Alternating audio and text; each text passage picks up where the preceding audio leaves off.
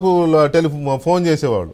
అవునవును. Every month కూడా వెళ్తారు కదా మీరు? నాకు తెలిసి ఎవ్రీ మంత్ చాలా ఎక్కువ సార్లు వెళ్ళేవాడినండి. మాకు జగన్మోహన్ రెడ్డి పుణ్యం అంటే 4.5 సంవత్సరాలు పోయినప్పుడు తప్ప ఆ తర్వాత రెగ్యులర్ అండి. ఇప్పుడు ఈ లడ్డూలో పశువుల కొవ్వు, చేప నూనె, పంది కొవ్వు, ఈ కొవ్వెక్కిన పనులు చూస్తే మీకు ఏమనిపిస్తుంది?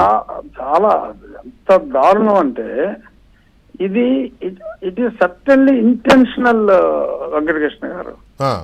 అది కావాలి అని చేసిన పని.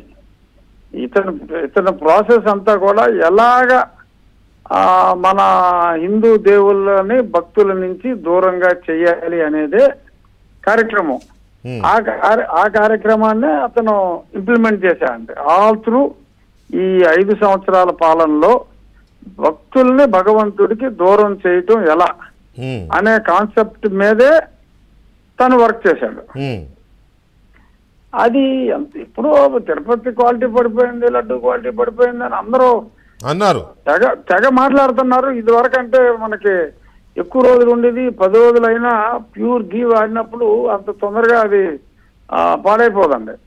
ప్యూర్ ఆవు నెయ్యి వాడితే shelf life is much more. ఇది యాక్చువల్ గా ఈ యానిమల్ టాలో, ఈ లార్డ్ అంటే ఈ ఫిష్ ఆయిల్, సారీ ఇది మన పంది కొవ్వు, ఇదంతా ఓన్లీ మన దేశంలో సోప్ మ్యానుఫ్యాక్చరింగ్ వాడతారండి. సబ్బుల తయారీకే వాడతారు. అందులో ఎస్ వాల్యూ అంటే సపానిఫికేషన్ వాల్యూ. సబ్బులు వాడేది కడుపులో పంపించారా? సబ్బులకు వాడతారు.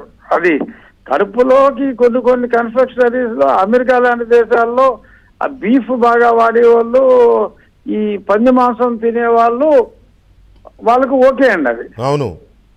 బట్ జనరల్ గా ఏంటంటే దట్ ఈస్ టూ చీప్. కాబట్టి ఈ సబ్బుల తయారీకి ఆయిల్ కావాలండి. అది వెజిటబుల్ ఆయిల్ వాడచ్చు, ఇది వాడచ్చు. వెజిటబుల్ ఆయిల్ అది బికమ్ ఎక్స్పెన్సివ్ కాబట్టి దీన్ని వాడతారండి. ఏది ఆయిల్ ఇప్పుడు మనకు నెయ్యి